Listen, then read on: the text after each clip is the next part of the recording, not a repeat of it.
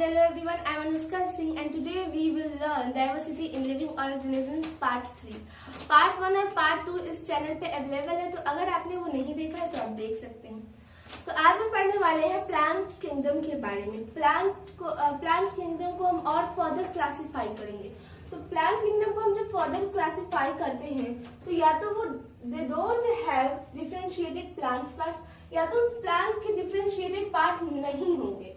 अगर उनके नहीं होंगे डिफरेंशिएटेड प्लांट्स पार्ट तो उसे हम थैलोफाइटा में प्लेस कर देंगे। डोंट वरी, हम इसके बारे में आगे और अच्छे से पढ़ने वाले हैं।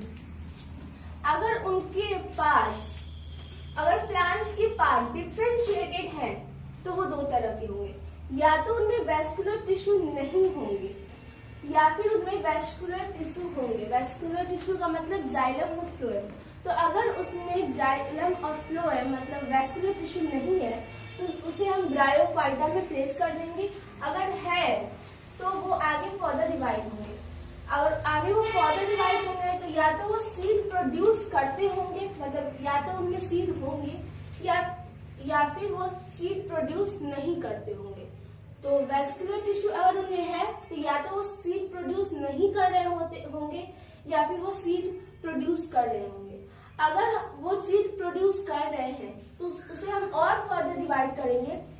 उसको डिवाइड करेंगे कि उनका सीड नेकेड है या फिर कवर्ड है, मतलब किसी फ्रूट के अंदर है या फिर ऐसे ही नेकेड है। तो अगर उनका सीड नेकेड होगा तो उसे हम बोलेंगे जीनोस्पर्म्स। जीनोस्पर्म्स अगर उनका सीड किसी फ्रूट के अंदर कवर्ड है तो उसे हम बोलेंगे एंजियोस्पर्म। अब ये एंजियोस्पर्म्स भी दो टाइप का होता है।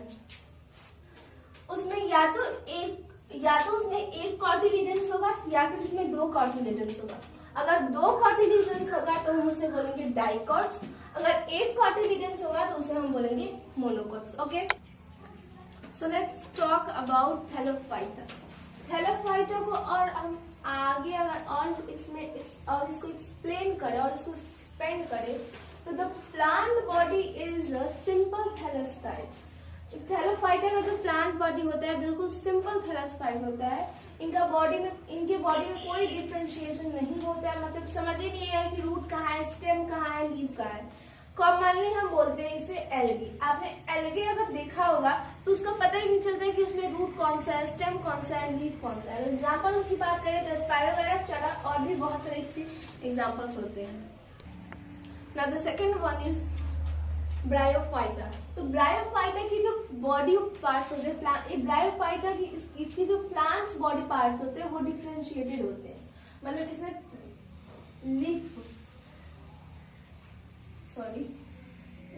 लीफ ऑफ प्लांट्स समझ में आ रहे होते हैं।